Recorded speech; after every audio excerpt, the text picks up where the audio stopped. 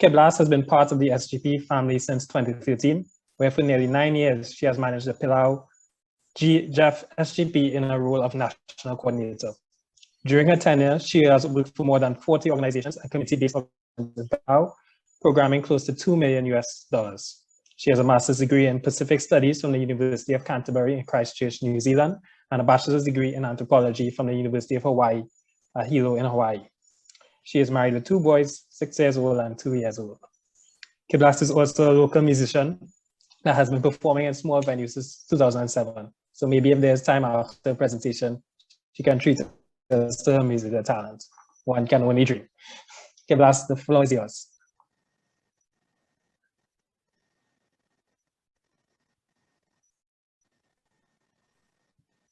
Hello, good morning, good afternoon, good evening. I am speaking on behalf of the Coral Reef Research Foundation, which is a local NGO in Palau. And their project was to monitor the one of the marine lakes in Palau called Jellyfish Lake. Next slide, please.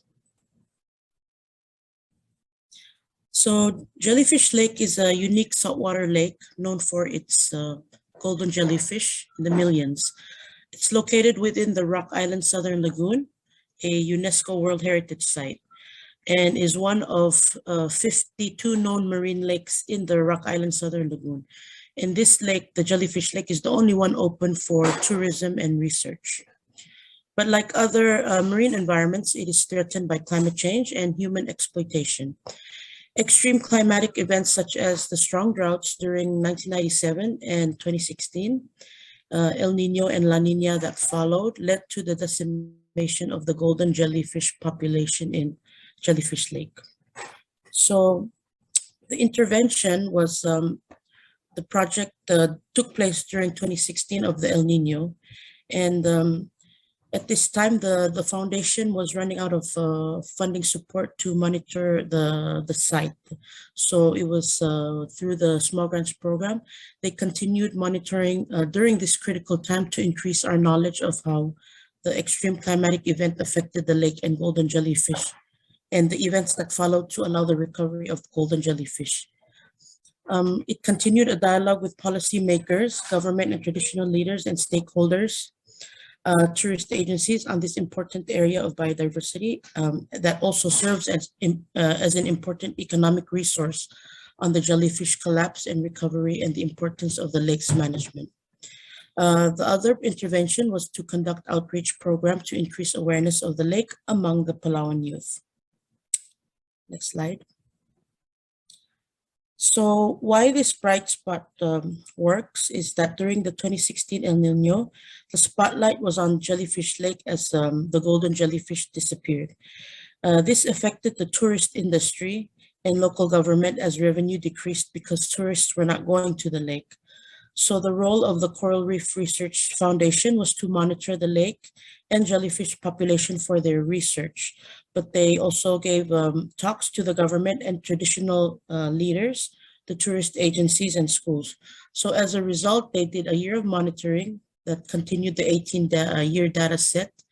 They connected science with policy by engaging with the state government of Koror, both the executive and legislative branches, the chiefs, the House of Traditional Leaders, and the 15 different agencies that work and are involved in tourism. They also were able to reach 431 students from 14 different schools, and they were able to build the capacity of 2 Palauan women for the project. Next slide, please. So this project increased awareness and knowledge and highlighted the importance of effective management and helped promote increased protection through 4 different points. One is in 2016, the Coral Reef Research Foundation was at a crossroad. Funding for their marine lakes monitoring program had just ended and the El Nino was already affecting the lakes. The Jeff SGP helped continue the monitoring program, adding critical data to the 18-year monitoring. Second, it connected science with policy by working with policymakers. And third, the awareness and outreach program through the elementary schools were very successful, as many of the students actually did not ever go to this lake. Usually they just look at other environmental sites as part of their classes, but because it's a boat ride away, it was really good to have them like explore the lake themselves. And then finally, of course, the increasing the capacity of the two Palauan women. Next slide. So an indirect benefit is that from this project, they were able to scale up a program that would further support the students to explore the lake by concentrating on them. So this project was also supported by the Jeff Small Grants Program with the partnership of the New Zealand government and the Canada Fund.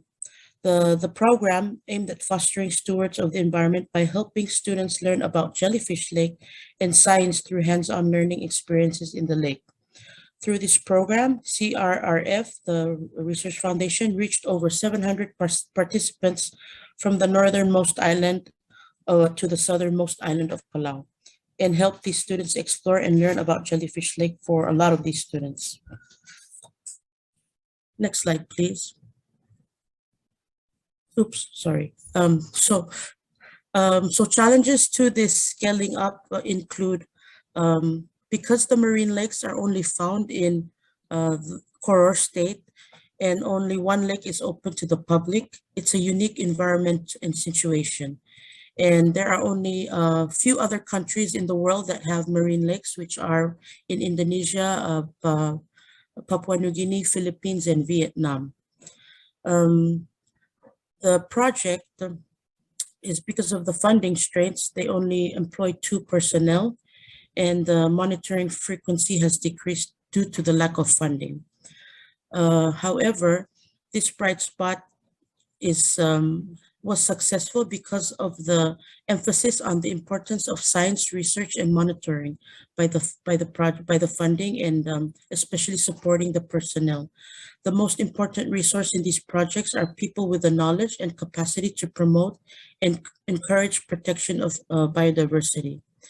It is also the engagement with the traditional chiefs and the community and the policymakers that really made this project successful. And it ultimately contributed to helping with the Coral State strengthening their management plan. And that was all I have, and thank you very much for your time.